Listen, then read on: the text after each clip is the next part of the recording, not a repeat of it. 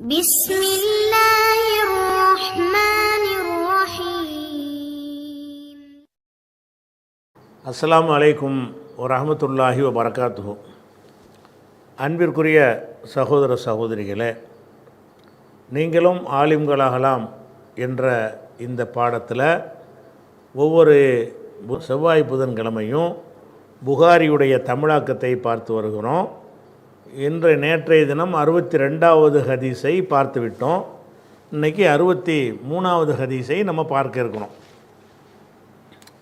63வது ஹதீஸில் என்ன வருதுன்னு கேட்டால், இதில் ஹதீஸுடைய கலை சம்பந்தப்பட்ட ஒரு விஷயத்தை கொண்டு வர்றார். 63வது ஹதீஸில் புகார் என்ன செய்கிறாருன்னு கேட்டால், பல செய்திகளை இதில் கொண்டு வர்றார். அந்த செய்திகளை முதல்ல அறிந்து கொண்ட பிறகு வார்த்தைக்கு வார்த்தை அர்த்தம் தான் உங்களுக்கு தெளிவாக புரியும். இப்போ ரசூல்லா அந்த ஹதீஸெல்லாம் தொகுக்கப்படுற புகாரி இமாமுடைய காலம் இருக்குல்ல, அந்த காலத்தில் எல்லாம் என்ன செய்வாங்கன்னு கேட்டால், ஒரு ஹதீஸ் அறிவிப்பதாக இருந்தால், புகாரி ஒரு ஹதீஸ் அறிவிக்கிறார்னா அவருடைய உஸ்தாதிட்ட கேட்டு தானே அறிவிக்கணும். புகாரி ஒரு ஹதீஸ் அறிவிக்கிறார்னு கேட்டால், எனக்கு இந்த நபர் எனக்கு அறிவித்தார், அவருக்கு இந்த நபர் அறிவித்தார், அவருக்கு இந்த நபர் அறிவித்தார்னு சொல்லி அறிவிக்கிறாங்கள்ல. இந்த அறிவிக்கிறதை பொறுத்த வரைக்கும் அது சம்பந்தமாக சில விதிமுறைகளை, சில ஒழுங்குகள் இருக்கிறது என்று இந்த பாடத்துக்குள்ளே அவர் கொண்டு வர்றார். எப்படி கொண்டு வர்றாருன்னு கேட்டால், இப்போ நான் ஒரு ஹதீஸை, நான் தான் ஒரு ஆசிரியர், நீங்கள் எல்லாம் மாணவராக இருக்கிறீங்க. அந்த மாணவருக்கு நான் என்ன செய்கிறேன்னு கேட்டால், இன்னமல் அமால் பின்னியாத், எல்லா அமல்களும் எண்ணங்களை பொறுத்தது என்று நான் அறிவிக்கிறேன். அறிவித்தவனை என்ன செய்கிறீங்க, நீங்கள் என்கிட்ட கேட்டுட்டு போய் நான் சொன்னதாக நீங்கள் அறிவிப்பீங்க. நான் தானே உங்களுக்கு சொன்னேன், இன்னமல் அமால் பின்னியாத்து நபி சொன்னதாக அவர் சொல்லி அவர் சொல்லி அவர் சொல்லி இவர் சொல்லி அவர் சொன்னார்னு நான் சொன்னதாக இறுதியாக நீங்கள் அறிவிப்பீங்க. ஏன்னு கேட்டால், நான் தான் இதை உங்களுக்கு சொல்லியிருக்கிறேன். இது ஒரு வகை இருக்கிறது. இன்னும் சில என்ன செய்வாங்கன்னு கேட்டால், மாணவர்களை சில ஹதீஸுகளை அறிஞ்சு வச்சுருப்பாங்க. அறிஞ்சு வச்சு என்ன செய்வாங்கன்றா, ஆசிரியர் உட்கார்ந்துருப்பார். ஆசிரியர்கிட்ட மாணவர் கேட்பார், இன்னமல் அமால் பின்னியாத்துன்னு அவர் ஒரு ஹதீஸை வாசிப்பார். ஆசிரியர் வாசிக்க மாட்டார், மாணவர் வாசிப்பார். ஆசிரியர் பேசாமல் கேட்டுக்கிட்டு இருப்பார். அப்போ அவர் பிழையாக இருந்தால் திருத்தி காட்டுவார். மாணவர்களை உங்களுக்கு தெரிஞ்ச ஹதீஸை சொல்லுங்கம்பார். அவங்க ஒரு ஹதீஸை சொல்லுவாங்க. ஆசிரியர் என்ன செய்வார்னு கேட்டால், அதில் கரெக்ஷன் பண்ண மாட்டார். கரெக்ஷன் பண்ணலன்னு என்ன அர்த்தம், அவங்க சரியாக சொன்னாங்கன்னு அர்த்தம். ஏன்னா ஆசிரியர் திருத்தருக்கு தான் உட்காந்துருக்கிறாரு. திருத்துவதற்கு இருக்கிற ஒரு ஆசிரியர் அந்த மாணவர்கள் பிழைய ஒரு ஹதீஸை வாசிக்கும் பொழுது, அந்த ஹதீஸு உண்மையில் அப்படி ஹதீஸ் இருக்குதா இல்லையா, சரியாக வாசிக்கிறாரா, அறிவிப்பாளர் பேரெல்லாம் கரெக்டாக சொல்கிறாரா அப்படிங்கிறத செக் பண்ணுவது தான் அவர் ஆசிரியருடைய வேலை. ஆசிரியர் என்ன பண்ணுறாருன்னு கேட்டால், இந்த மாணவர் வாசிக்கும் பொழுது பேசாமல் உட்காந்து கேட்டுட்ருக்கிறார். முடிஞ்சிருச்சு, அதோட பாடம் அன்றைக்கி முடிஞ்சிருச்சு. அடுத்த நாளைக்கு இந்த மாணவர் போய் இவர் எதை ஆசிரியர்கிட்ட வாசித்து சொன்னாரோ அதை அந்த ஆசிரியரை அறிவித்ததாக இவர் மக்கள்கிட்ட சொல்லுவார். இந்த ஹதீஸ் ஆசிரியர் அறிவிக்கவே இல்லை. இவர் கேள்விப்பட்ட ஒரு ஹதீஸை எனக்கு இந்த இன்னமல் அமால் பின்னியாத்துங்கிற ஒரு ஹதீஸை ரசூல்லா சொன்னதாக, இப்போ 62வது ஹதீஸை உதாரணத்துக்கு எடுத்துக்கிறோமே, மரத்தில் ஒரு மரம் இருக்கிறது, இலை உதிராது அப்படிங்கிற ஒரு ஹதீஸு ஆசிரியரை மாணவருக்கு சொல்வது ஒரு வகை. இன்னொரு வகை என்னன்னு கேட்டால், மாணவரை இப்போ ஆசிரியர்கிட்ட சொல்லுவார், இப்படி ஒரு ஹதீஸ் இருக்கிறது, இதை இப்னு உமர் அறிவிக்கிறாங்க, இப்னு உமர்கிட்ட அப்துல்லா இப்னு தீனாருங்கிறவர் அறிவிக்கிறாரு, அவரிடமிருந்து சுலைமான் என்பவர் அறிவிக்கிறாரு அப்படின்னு அந்த லிஸ்ட்டை போட்டு அந்த மாணவர் என்ன செய்வார், ஆசிரியர்கிட்ட சொல்லுவார். ஆசிரியர் பேசாமல் கேட்டுட்ருப்பார். ஆசிரியர்னால் அந்த ஹதீஸ் கலையில் கரகண்ட ஒரு ஆசிரியர், அவர் பேசாமல் இருக்கிறாருன்னு வைங்க. அப்போ அந்த மாணவர் என்ன செய்வார்னா, அடுத்த ஜெனரேஷனுக்கு மக்களுக்கு அறிவிக்கும் பொழுது இந்த ஒரு ஹதீஸை அவருடைய ஆசிரியரை இவருக்கு சொன்னதாக போய் சொல்லுவார். ஆனால் உண்மையில் ஆசிரியர் சொல்லலை, ஆசிரியர் அங்கீகாரம் தான் பண்ணுறார். ஆசிரியர்கிட்ட இவர் ஹதீஸை வாசிக்கிறாரு, கரெக்டாக இருக்கிறனால பேசாமல் இருக்கிறார். எனக்கு இவர் சொன்னார், ஓகே கரெக்டு தான், எனக்கு அவர் சொன்னார், அது ஓகே தான், எனக்கு அவர் சொன்னார், ஓகே தான்ட்டு இவர் பேசாமல் இருந்துட்டார். இருந்தோன்னு என்ன விளங்கிடுவார் அந்த மாணவர், நம்ம சரியாக தான் சொல்லியிருக்கிறோம், நம்ம சொன்ன மாதிரி ஒரு ஹதீஸ் இருக்கிறது, அது பிழையாக இருந்தால் நம்ம ஆசிரியர் சுட்டி காட்டியிருப்பார், நம்ம ஆசிரியர் சுட்டி காட்டலை அப்படின்னு விளங்கி கொண்டு இந்த மாணவர் என்ன செய்வார்னு கேட்டால் அவருடைய மாணவருக்கு போய் சொல்லும் பொழுது இந்த ஆசிரியரே அந்த செய்தியை சொன்னதாக அறிவிப்பார். எப்படி அறிவிப்பார்? எனக்கு எங்கள் ஆசிரியர் அந்த ஹதீஸை சொன்னார்கள்னு அறிவிப்பார். இப்படி அறிவிக்கலாமான்னா அறிவிக்கலாம். அதாவது இந்த ஆசிரியரே மாணவருக்கு பாடம் நடத்துகிறார்ல, அதையும் ஆசிரியர் சொன்னதாக அறிவிக்கலாம். ஆசிரியர் பாடம் நடத்த மாட்டார், மாணவர்களுடைய அவங்களுக்கு தெரிஞ்ச ஹதீஸை சொல்லுங்கன்னு கேட்பார். அந்த மாணவர்கள் தங்களுக்கு தெரிஞ்ச ஹதீஸை அறிவிப்பாளர் வரிசையோடு சொல்லுவார்கள். அது எல்லாம் கரெக்டாக இருந்துச்சுன்னு சொன்னால் பேசாமல் இருந்துக்கிடுவார். பேசாமல் இருந்தால் அதுக்கு என்ன அர்த்தம் என்று கேட்டால் அவர்கள் பிழையாக சொல்லலை, சரியாக தான் சொல்கிறாங்க அப்படின்னு இந்த ஆசிரியர் விளங்கிட்டு மௌனமாக இருந்துருவார். மௌனமாக இருக்கிறதுக்கு என்ன அர்த்தம்னு கேட்டால் இந்த மாணவர் கரெக்டாக தான் சொல்கிறாருன்னு அர்த்தம், அங்கீகரிக்கிறார். இதுக்கு பிறகு இந்த மாணவர் போய் என்ன செய்வார்னு கேட்டால் அவர் பல மாணவர்களுக்கு இந்த பாடத்தை நடத்துவார். நடத்தும்போது என்ன செய்வார்னு கேட்டால் இவர் எந்த ஹதீஸை ஆசிரியர்கிட்ட அங்கீகாரம் வாங்கினாரோ அந்த ஹதீஸை ஆசிரியரை தனக்கு சொன்னதாக அறிவிப்பார்.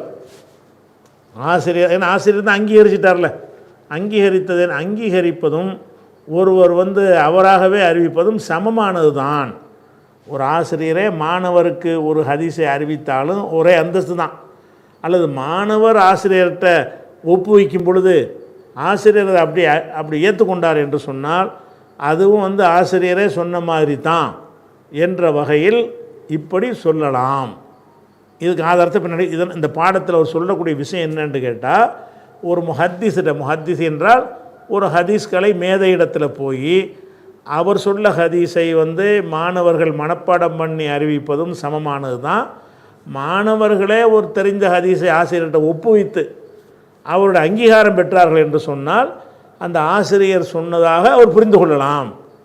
அந்த ஆசிரியர் தனக்கு அறிவித்ததாக மக்கள் பொய் கிடையாது. இவர் ஆசிரியர் நெசமாக அறிவிக்கலை, உண்மையில் ஆசிரியர் அறிவிக்கலை. ஆசிரியர்கிட்ட இவர் அதை வாசித்து காட்டி அங்கீகாரம் தான் பெறுறாரு.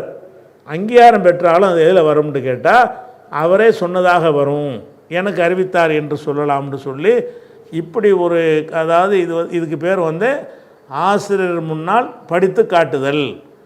ஆசிரியர் முன்னால் படித்து காட்டுவது அது கூடும், செல்லத்தக்கது தான். ஆசிரியர் சொன்னதாகத்தான் எடுத்துக்கொள்ளப்படும் அப்படின்ற ஒரு பாடம். அதுக்கு என்ன ஆதாரம் காட்டுறாங்கன்னு கேட்டால், இந்த செய்தியில் மொத்தமாக விளங்கிக்கிட்டு அப்புறம் நீங்கள் வரி வாசிச்சா உங்களுக்கு வழங்கும்.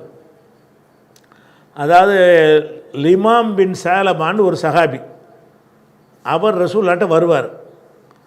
என்ன செய்வார்னு கேட்டால், அல்லாஹ் உங்களுக்கு என்னென்ன கடமையாக்கினான்னு கேட்டு ரசூல்லா அதை பதில் சொல்வது அப்படி இல்லாமல் இவராகவே ரசூல்லாட்ட என்ன செய்வார்னா கேட்பார். எப்படி கேட்பார்னு கேட்டால், இந்த 5 வேளை தொழணும்னு அல்லாஹ் தான் உங்களுக்கு சொன்னானான்னு கேட்பார்.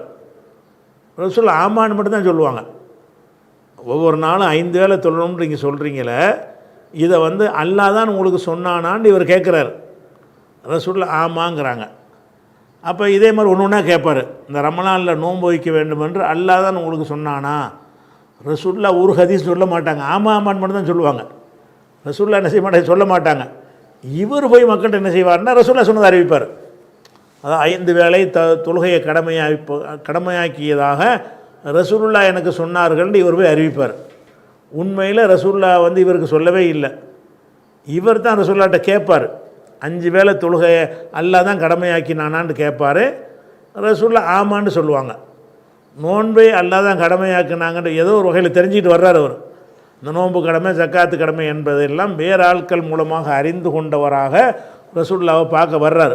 என்ன செய்கிறாருன்னு கேட்டால், நோன்பை ரமலான் மாதத்தில் அல்லாஹ் தான் கடமையாக்கினானா அப்படின்னு கேட்பார். ஆமாம்பாங்க ரசூல்லா. அப்புறம் அந்த ஹஜ்ஜை அல்லாஹ் தான் உங்களுக்கு கடமையாக்கியிருக்கிறானான்னு கேட்பார். ஆமாம்பாங்க.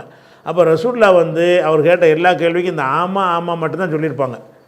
இவர் போய் என்ன செய்வார், மக்கள்கிட்ட நபிகள் நாயகம் ஸல்லல்லாஹு அலைஹி வஸல்லம் அவர்கள் 5 வேளை தொழுகையை கடமை இருப்பதாக எனக்கு சொன்னார்கள், நோன்பு கடமையாக்கியதாக எனக்கு சொன்னார். அப்போ இதில் என்ன வருதுன்னு கேட்டால், இவர் ஒப்புதல் தான் வாங்குறார். இந்த லிமாம் இப்னு சாலபாங்கிற ஒரு சஹாபி ரசூல்லாவிடத்திலேருந்து அந்த செய்தியை பெறாமல் இவராகவே இவர் அறிந்து கொண்டதை ரசூல்லாட்ட கேட்டு இது அல்லாஹ் தான் உங்களுக்கு சொன்னானான்னு கேட்குறாரு. ஆமான்னு ரசூல்லா சொல்கிறாங்க.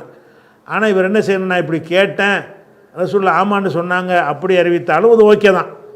அப்படி அறிவிக்காமல் இவர் போய் மக்கள்கிட்ட எப்படி அறிவிப்பார்னு கேட்டால், ரசூலுல்லாஹ் எனக்கு சொன்னார்கள், ஆனால் ரசூலுல்லாஹ் சொல்லவே இல்லை.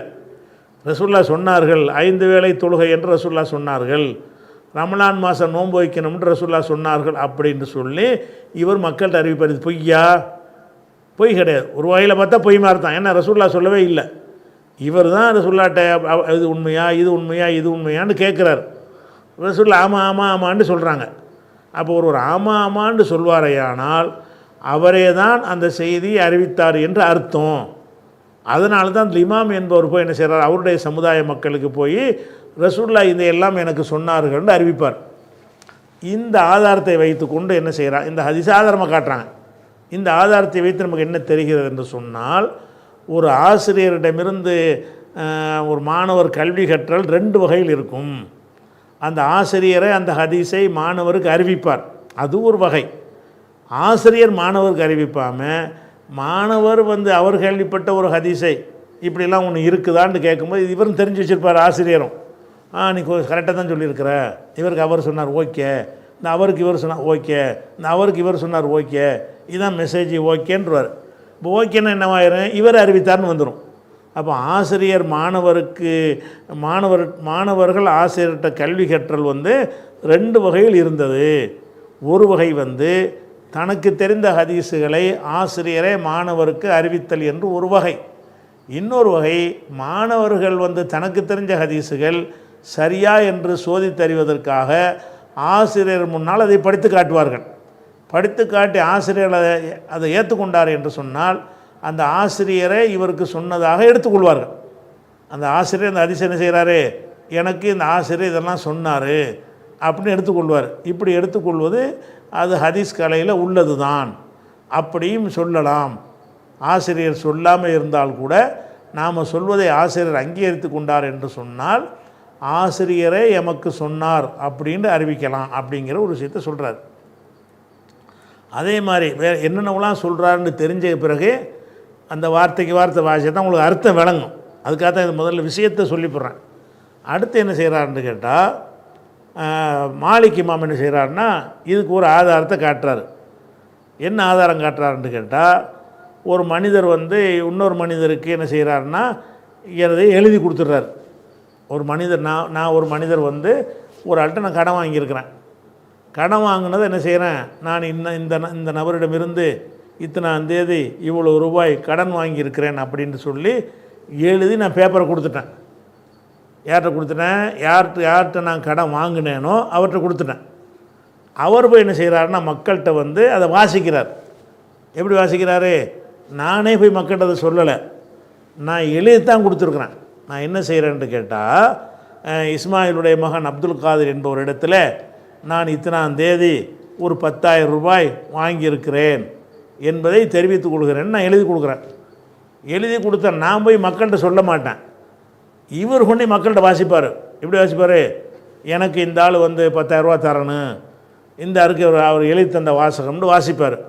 இதை வாசித்தவொன்னு என்ன செய்வாங்க, அந்த மக்கள்லாம் கரெக்டு தான் ஆனால் ஏற்றுக்கொள்வார்கள். அப்போ தான் எழுதி கொடுத்துருக்காருலப்பா வர என்ன அப்படின்னு கேட்பார்கள். அப்போ ஒருத்தர் எழுதி கொடுத்ததை இன்னொருத்தர் வாசிப்பார் என்று சொன்னால், அந்த எழுதினாரில் ஒரு ஆள் அந்த கொடுத்தாரில் கடிதம் அவரே மக்கள்கிட்ட வாசித்ததுக்கு என்ன அர்த்தமோ அதே அர்த்தம்தான் அவர் கடிதத்தை மற்றவர்கள் வாசித்து காட்பதற்கும் வரும். ஒரு கடிதத்தை உங்களுக்கு ஒருத்தர் கடிதம் எழுதுகிறாருங்க, அந்த கடிதத்தை அவர் எழுதாமல் நேரவே வந்துடுறாரு சபைக்கு. அந்த கடிதத்தில் உள்ள விஷயத்தையெல்லாம் அவரே மக்கள் மத்தியில் சொல்கிறார். இது ஒரு வகை. இன்னொரு வகை என்னென்னு கேட்டால், அவர் நேரம் வரமாட்டார். அவர் என்ன சொல்ல நினைக்கிறார் அதை எழுதி உங்கள்கிட்ட தந்துடுவார், நீ போய் வாசி காட்டியேம்பார்.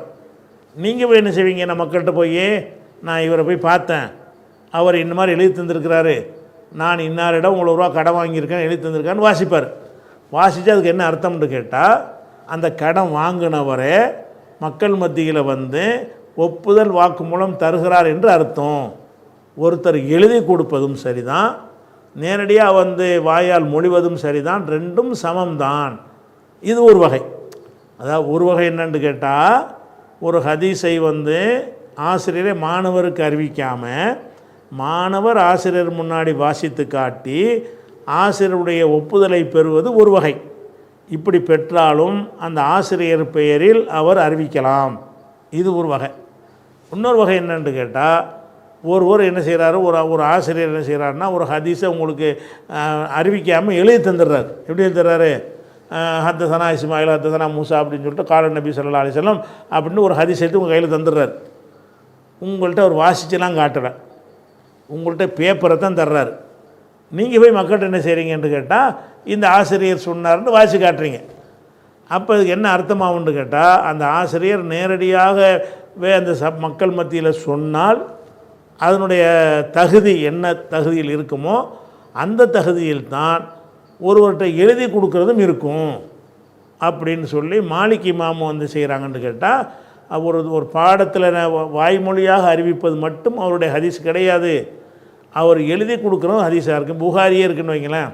புகாரி என்ன பண்ணுறாருன்னு கேட்டால், ஒரு ஹதீஸை அறிவிக்கிறதுக்கு பதிலாக இந்தா இதில் 10 ஹதீஸ் இருந்தால் படிச்சுக்க அப்படின்னு கையில் தந்துடுறார். அவர் உங்களுக்கு அதில் உள்ள வாசிதெல்லாம் காட்டலை. நீங்கள் புகாரி காலத்தில் நீங்கள் வாழ்கிறீங்கன்னு வச்சுக்கிடுவோம். நீங்கள் புகாரிட்ட மாணவராக உட்காந்துருக்கிறீங்க. புகாரி என்ன பண்ணுறாருன்னு கேட்டால், ஒரு 10 ஹதீஸு கொண்ட ஒரு பேப்பரை எடுத்து, இதில் 10 ஹதீஸ் இருக்குது, இதை படிச்சுக்க, இது நான் சொன்ன ஹதீஸ் இதுதான் அப்படின்னு கையில் தந்துட்டார். அதில் உள்ள எந்த ஒரு வாசகத்தையும் அவர் உங்களுக்கு படித்து காட்டவே இல்லை. அதை நீங்கள் படித்து என்ன செய்கிறீங்க, மக்கள்கிட்ட சொல்லும் பொழுது புகாரி சொன்னான்னு அறிவிக்கிறீங்க. இப்படி அறிவிக்கலாமா? தாராளமாக அறிவிக்கலாம். ஒருத்தர் அவராக வந்து வாயினால் சொன்னால் என்ன, எழுதி தந்தா என்ன? ஒரு வாயினால் சொல்வதும் அவர் எழுதி தருவதும் என்னவானது, சமமானது தான் அப்படிங்கிற ஒரு விஷயத்தை இந்த தலைப்பில் கொண்டு வர்றார். புகாரி இமாம் என்ன செய்கிறாருன்னு கேட்டால் அதை கொண்டு வர்றார். அதே மாதிரி வந்து இன்னும் சில விஷயத்தை உதாரணம் காட்டுறாங்க. என்ன உதாரணம் காட்டுறாங்கன்னா, ஒரு குரான் ஓதுகிறோம்.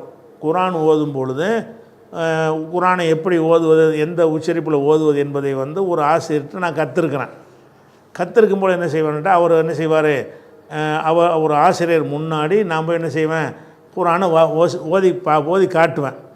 அவர் குரானுடைய கிராத்து அந்த விஷயம்லாம் அறிந்தவராக இருப்பார்.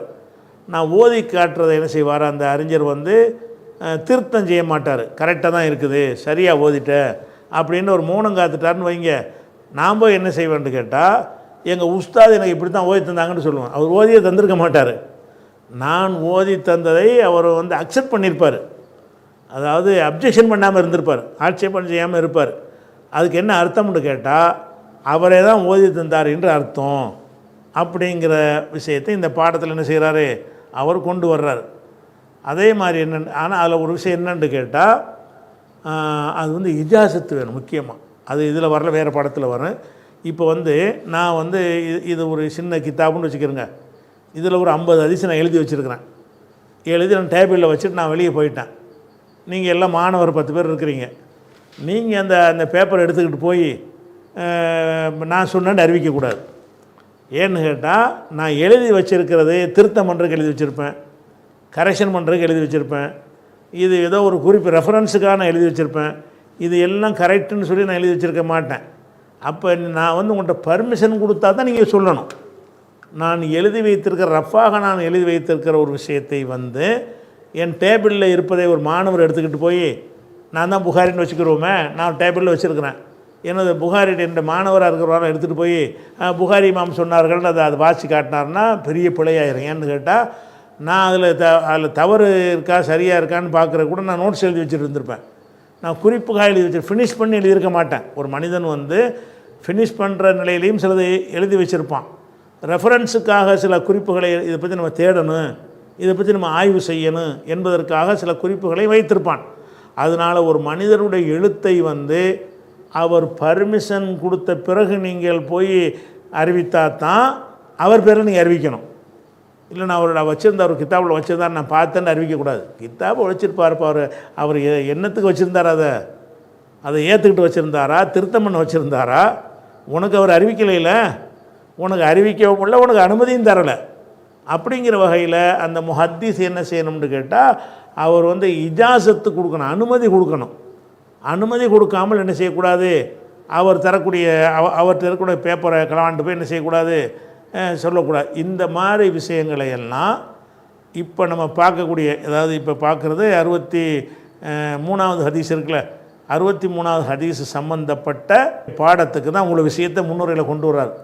63வது ஹதீஸ் பின்னாடி ரொம்ப பின்னாடி வரப்போகுது.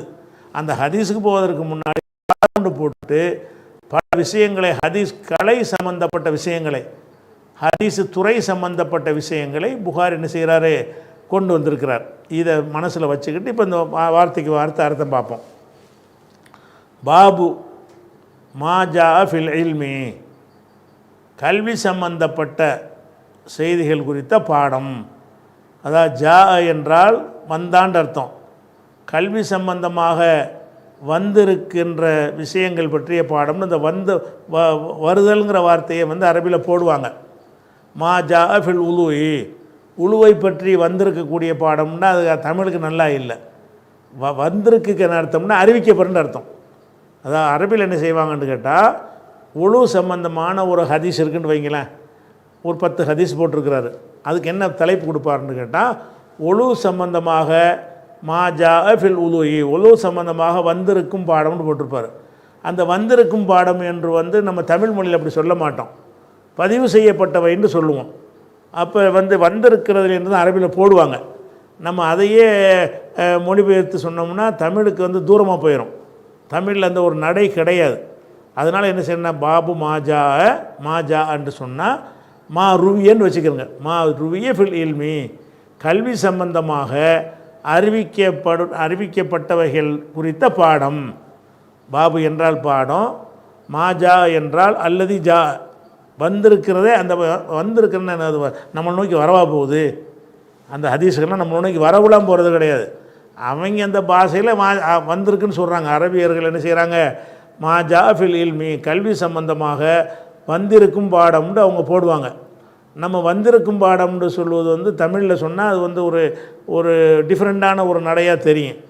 அப்போ என்ன நம்ம தமிழில் அர்த்தம் செய்யணும்னு கேட்டால், கல்வி சம்பந்தமாக பதிவு செய்யப்பட்டவை, கல்வி சம்பந்தமாக அறிவிக்கப்பட்டவை குறித்த பாடம், இப்படி தான் நம்ம தமிழில் சொல்லுவோம். அப்போ பாபு மாஜா ஃபில் இல்மி, கல்வி சம்பந்தமாக வந்திருக்கும் பாடம். வந்திருக்கும் பாடம்னு சொல்வது தமிழுக்கு கொஞ்சம் நல்லா இல்லை. நேரடி அர்த்தம் தான், நேரடி அர்த்தம் சொல்லிவிட்டு அது கருத்து என்ன, மாஜா ஃபில் இல்மின்னா மா ருவிய ஃபில் இல்மி, இல்மு சம்பந்தமாக கல்வி சம்பந்தமாக அறிவிக்கப்பட்டிருப்பவை குறித்த ஒரு பாடம். கல்வி கற்றல் இருக்குல்ல, அது குறித்து உள்ள பாடத்தை நான் இதில் கொண்டு வர போகிறேங்கிறார். மேலும் ஓ கவுலிஹி தாலா, அல்லாஹ்வுடைய வசனம் பற்றிய பாடம். கவுலுனா சொல்லு, வசனம்னு அர்த்தம். ஓ கவுலிஹி தாலா, அல்லாஹ்வுடைய வசனம் குறித்த பாடம். என்ன வசனம்னு கேட்டால், ஓ குர் ரப்பி ஜித்னி இல்மா, இறைவா எனக்கு கல்வியை அதிகமாக்கி கொடு என்று சொல்வீராக. நபியை பார்த்து அல்லாஹ் சொல்கிறான், குல் நபியை நீங்கள் சொல்லுங்கள், ரப்பி ஜித்னி இல்மா, இறைவா எனக்கு கல்வி அதிகமாக்கி கொடு. தாகாண்டா 20வது சூறாவில் 114வது வசனத்தில் இந்த வாசகம் வருகிறது. இதை பற்றிய பாடம், கல்வி அதிகமாக்கித்தா என்று அல்லாஹ் சொல்கிறான்ல, அது குறித்த பாடம்ங்கிறார். இந்த பாடத்துக்கு 2 விஷயத்தை போடுறார். மாஜா ஃபில் இல்மி, கல்வி குறித்து அறிவிக்கப்பட்ட செய்திகள் குறித்த ஒரு பாடம். ஓ கவுலிஹி தாலா, அல்லாஹ்வுடைய வசனம் குறித்த ஒரு பாடம். எந்த வசனம், ஓ குர்ரப்பி ஜித்னி இல்மா, குர்ரப்பி ஜித்னி இல்மா என்ற வசனம் குறித்த ஒரு பாடம். அந்த வசனத்துக்கு என்ன அர்த்தம், குல் நபியை நீங்கள் சொல்லுங்கள், ரப்பி என் இறைவா, ஜித்னி இல்மா எனக்கு இல்மு அதிகமாக்கி கொடு. ஜிதி என்று அம்ரு ஏவல் முன்னிலை. அப்போ ஜித்னி எனக்கு அதிகமாக்கி கொடு, இல்மன் இல்மை எனக்கு அதிகமாக்கி கொடு என்று நபியை நீங்கள் சொல்லுங்கள் அப்படிங்கிற வசனம் குறித்த ஒரு பாடம். இது சம்பந்தமான விஷயத்தான் சொல்ல போகிறேன்றார். அதுக்கடுத்து அல் கிராத்து ஒல் அருளு அலல் முஹத்திசி, அதாவது முஹத்திஸ் என்றால் உஸ்தாது, ஹதீஸ்களை அறிஞர், ஒரு ஹதீஸ் பாடம் நடத்தக்கூடிய ஆசிரியர். அப்போ முஹத்திஸ், ஹத்தசன்னா அறிவித்தான், முஹத்திஸ் என்றால் அறிவிப்பவர், ஹதீஸை அறிவிப்பவர். இந்த உஸ்தாதுகளை எல்லாம் முஹத்திஸும்பாங்க. இப்போ நான் ஒரு ஹதீஸ்களை பாடம் நடத்துகிறேன்னு வைங்களேன், எனக்கு பேர் முஹத்திஸ், என்கிட்ட படிக்கக்கூடிய மாணவர்கள் என்னை முஹத்திஸ்ன்னு சொல்லுவாங்க. அப்போ முஹத்திஸுக்குன்ற என்ன அர்த்தம்னு கேட்டால் ஆசிரியர்னு வச்சுக்கிறோங்க. அல் கிராத்து, கிராத்து என்றால் அதாவது வாசித்து காட்டுவது, ஒல் அருளு எடுத்து காட்டுவது, அலல் முஹத்திசி ஆசிரியருக்கு எடுத்து காட்டுவது, ஆசிரியர்கிட்ட இவங்களுக்கு தெரிஞ்ச பாடத்தை எடுத்து காட்டுவது, இவங்களுக்கு காட்டுவது பற்றிய பாடம்.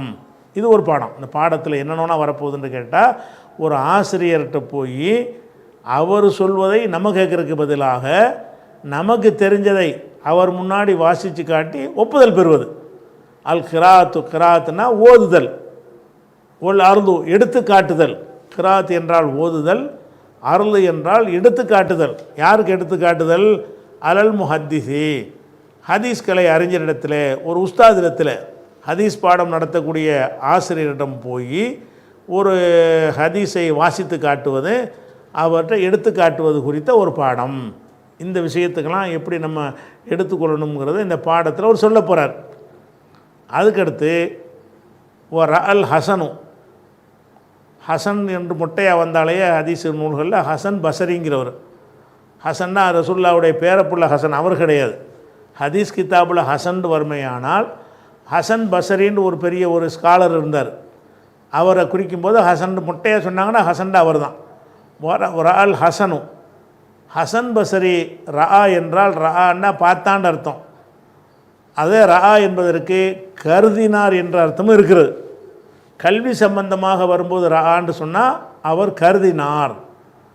ஒரு பொருளை சூரியனை பார்த்தார்னா சூரியனை போய் கருத முடியாது. ரஅல் ஹசனு ஷம்ஸ, சூரியனை ஹசன் பார்த்தார்னா அங்கே பார்த்தான்னு அர்த்தம் செய்யணும். பார்க்கறது சம்பந்தமான செய்தியை பேசும் பொழுது வந்தால் ரா என்பதற்கு பார்த்தார்னு அர்த்தம். ஒரு மெசேஜை பற்றி, ஒரு சிந்தனையை பற்றி, ஒரு கருத்தை பற்றி சொல்லும்போது ரான்னு சொன்னாங்கன்னா அவர் கருதினார் என்று அர்த்தம். இந்த இடத்துல ரா இல்மு சம்பந்தமாக வர்றதுனால கருதினார். ஒரு அல் ஹசனு, ஹசன் கருதினார், ஹசன் பசரி கருதினார். ஒரு சௌரி, சௌரின்னா சுஃபியான சௌரி. சுஃபியான் ஒருத்தர் இருந்தார். சுஃபியான்கிற ஒரு சுஃபியான்கிற பேரில் 2 பேர் இருந்தாங்க. சுஃபியான் இப்னு உயைனான்னு ஒருத்தர் இருந்தார், சுஃபியானு சௌரின்னு ஒருத்தர் இருந்தார். அவர் சௌரின்னு முட்டையாக போட்டாங்கன்னா சுஃபியான் சௌரி. அப்போது ஒரு சௌரி, சௌரியும் கருதினார். அதாவது ஒரு அல் ஹசனு, ஹசனும் கருதி இருக்கிறார். ஓ சௌரி, சுஃபியான சௌரியும் கருதி இருக்கிறார். ஓ மாலிக்குன், முட்டையா மாலிக்குன்னு போட்டிங்கன்னா மாலிக் இமாம், மாலிக் இப்னு அனஸ். அனஸும் மாலிக் இல்லை, மாலிக் இப்னு அனஸ். ஆனால் இவரோட வாப்பா பேர் அனஸ். அப்போ மாலிக் இமாம் அவர்களும் என்ன செஞ்சாங்க? 3 பேர் கருதினார்கள். ஒரு ஆள் ஹசனு, ஹசன் கருதினார். ஓ சௌரியு, சௌரிங்கிறவர் கருதினார். ஓ மாலிக்குன், மாலிக் என்பவர் கருதினார். என்னத்தை கருதினார்னு கேட்டால் அல் கிராஅத்த ஜாயிசத்தன், கிராஅத்து இருக்கிற நம்மளை ஆசிரியருக்கு ஓதி காட்டுதல், எடுத்து காட்டுதல், அது செல்லத்தக்கது என்று கருதி இருக்கிறார்கள். ஒரு ஆசிரியர்கிட்ட போய் மாணவர் அவர் வாசித்து காட்டுறாருன்னு வைங்க, அவர் வாசித்து காட்டினார்னு சொன்னால் அந்த ஆசிரியர் அப்ஜெக்ஷன் பண்ணலை என்று சொன்னால் அந்த ஆசிரியரே தான் இந்த செய்தியை மாணவருக்கு சொன்னார் என்ற கருத்து வருங்கிறாங்கல்ல, அப்படி வரத்தான் செய்யுங்கிறாங்க. இந்த 3 பேரும் சொல்கிறாங்க. ஒரு ஆள் ஹசனு, ஹசன் பசரி கருதி இருக்கிறார்கள். ஓ சௌரியு, சுஃபியான சௌரி கருதி இருக்கிறார்கள். ஓ மாலிக்குன், மாலிக் இமாம், 4 இமாமில் ஒரு ஆளுங்கிறாங்கல்ல, அந்த மாலிக் இமாம் கருதி இருக்கிறார்கள். என்ன கருதி இருக்கிறார்கள்னா அல் கிராஅத்த, ஆசிரியர் முன்னால் ஓதி காட்டுவது. கிராத்துனா வெறுமனும் ஓதி காட்டுறது. இங்கே ஆசிரியருக்கு முன்னாடி ஓதி காட்டுவதை குறித்து அப்படி சொல்கிறாங்க. அல் கிராஅத்த, ஆசிரியர் முன்னால் ஓதி காட்டுவதை ஜாயிசத்தன், அது செல்லத்தக்கது, சரிதான். ஜாயிஸ்னா செல்லத்தக்கது, செல்லத்தக்கதாக கருதி இருக்கிறார்கள். அப்போ இந்த 3 அறிஞர் என்ன சொல்கிறாங்கன்னு கேட்டால், ஒரு ஆசிரியர் மாணவருக்கு அறிவிக்கிறது மட்டும் ஹதீஸ் கிடையாது. மாணவர் ஆசிரியர்கிட்ட வாசித்து காட்டி ஒப்புதல் பெறுவார்கள், அதுவும் ஹதீஸ் தான். ஆசிரியர் மாணவருக்கு ஒரு ஹதீஸை புதுசாக அவரே சொல்கிறாருன்னு வைங்க, அதுவும் அந்த ஆசிரியர் சொன்னதாக தான் அர்த்தம். மாணவர் அவருக்கு தெரிஞ்ச ஒரு ஹதீஸை ஆசிரியர்கிட்ட ஒப்புவித்து ஆசிரியர் கரெக்டு தான் என்று மறுப்பு சொல்லாமல் ஏற்றுக்கொண்டாரையானால் அது செல்லத்தக்கது. செல்லத்தக்கதுன்னு என்ன அர்த்தம்னு கேட்டால், அந்த ஆசிரியர் பேரில் இந்த மாணவர் அறிவிக்கலாம், அது தப்பு கிடையாது அப்படின்னு இவங்கெல்லாம் சொல்லியிருக்கிறாங்க. ஒரு ஆள் ஹசனும், ஹசன் கருதி இருக்கிறார். ஓ சௌரியும், சௌரி கருதி இருக்கிறார். ஓ மாலிக்குன், மாலிக் எல்லாம் அத்துப்பு தான் கருதி இருக்கிறார்கள். என்னத்தை கருதி இருக்கிறார்னு கேட்டால் அல் கிராஅத்த ஜாயிசத்தன், கிராஅத்து செல்லத்தக்கது. கிராஅத்து என்றால் வாசித்து காட்டுதல், ஆசிரியர் மாணவருக்கு அறிவிக்காமல் மாணவர் ஆசிரியருக்கு ஓதி காட்டுதல். மாணவர் கிராத்துனா கிராத்து அலல் முஹத்திஸுக்கு மாணவர் ஓதித்து காட்டுதல் என்பதை ஜாயிசத்தன் செல்லத்தக்கது என்று என்ன செஞ்சுருக்கிறாங்க, கருதி இருக்கிறார்கள். அப்படின்னு என்ன செய்கிறாருன்னு கேட்டால் அந்த பாடத்தில் இவ்வளோ விஷயம் சொல்கிறார். இதில் வந்து இது வரைக்கும் உள்ள இன்னொரு ரிப்பீட் பண்ணிடுவோம், தொடர்ச்சி இருக்கிற இன்னொரு இது வரைக்கும் சொன்ன பாடத்தை பார்த்துக்கிறங்க. இது கொஞ்சம் ட்ரையாக இருக்கிற விஷயமா இருக்கிறதுனால பட்ட ஒரு பாடம். ஜாவுக்கு அர்த்தம் செய்ய தேவையில்லை. மா ஜா ஃபில் இல்மின்னா பாபுன் ஃபில் இல்மின்னு வச்சுக்கிறோங்க. கல்வி சம்பந்தப்பட்ட ஒரு பாடம் வந்ததுன்னு இப்படி வார்த்தையை சேர்த்துக்கிறவாங்க. மாஜா ஃபில் இல்மி, மாஜா ஃபி சலாத்தி, தொழுகை சம்பந்தமாக வந்த பாடம்னா இப்படின்னு தமிழில் சொல்ல மாட்டாது. இந்த வந்தன்னு வர்றதை பூரா வந்து மைனஸ் பண்ணி விட்ருங்க தமிழுக்கு சொல்லும்போது. மாஜா ஃபில் இல்மின்னா பாபுன் ஃபில் இல்மின்னு அர்த்தம். கல்வி சம்பந்தமான ஒரு பாடம். ஓ கவுலிஹி தாலா, அல்லாஹ்வுடைய வசனம் சம்பந்தமான பாடம். அல்லாஹ்வுடைய வசனம் எந்த வசனம்? ஓ குர் ரப்பி சித்னி இல்மா என்ற வசனம் சம்பந்தப்பட்ட ஒரு பாடம் அப்படின்னு போட்டாரா. மேலும் போடுகிறாரு அல் கிராத்து ஒல் அருளு அலல் முஹத்திஸி. கிராத் என்றால் வாசித்து காட்டுதல், அருள் என்றால் எடுத்து காட்டுதல், ரெண்டுமே ஒன்று தான். அலல் முஹத்திஸி ஹதீஸ்க்கு பாடம் நடத்தக்கூடிய ஆசிரியரிடம் போய் மாணவராக இருக்கக்கூடிய மாணவர், அல் கிராத்னா மாணவர்கள் ஓதி காட்டுதல், அருள் என்றால் மாணவர்கள் எடுத்து காட்டுதல். யாருக்கு? அலல் முஹத்திஸி ஆசிரியருக்கு எடுத்து காட்டுதல் பற்றிய பாடம்னு சொல்லிட்டு அதனுடைய கருத்தை கொண்டு வர என்ன கொண்டு வர்றாரு? ஒரு அல் ஹசனு, ஹசன் பஸ்ரியும், ராவுக்கு கடைசி அர்த்தம் செஞ்சுக்கிறோம், ஓ சௌரி சுபியான சௌரி அவர்களும், ஓ மாலிக்கும் மாலிக் இமாம் அவர்களும் கருதியுள்ளார்கள். என்ன கருதியுள்ளார்கள் என்று கேட்டால் அல் கிராத்த மாணவர் ஆசிரியருக்கு ஓதி காட்டுவதை ஜாயிசத்தன் செல்லத்தக்கது என்று கருதியிருக்கிறார்கள். அவர் செய்யலாம். ஆசிரியர் பாடம் நடத்தினது தான் சொல்லணும்னு அர்த்தம் கிடையாது. மாணவர்கள் ஆசிரியர்கள்ட்ட ஒப்புதல் பெற்றார்களே ஆனால் அதையும் நம்ம எடுத்து சொல்லலாம்னு முடிச்சிட்டாரா. இன்னும் பாடமே முடியலை. பாடம் முடிஞ்ச பிறகு அந்த 63ஆம் ஹதீஸ் வரப்போகுது. இந்த பாடம் சம்பந்தம் இது கொஞ்சம் ட்ரையான சப்ஜெக்டாக இருக்கிறதுனால கொஞ்சம் முன்ன லேசாக போனாலும் பரவாயில்லை. இதனுடைய தொடர்ச்சியை பார்த்து விட்டு நம்ம இன்ஷா அல்லாஹ் அடுத்த வாரத்துக்கு என்ன செய்வோம், அந்த ஹதீஸை பார்க்கலாம். அஸ்ஸலாமு அலைக்கும்.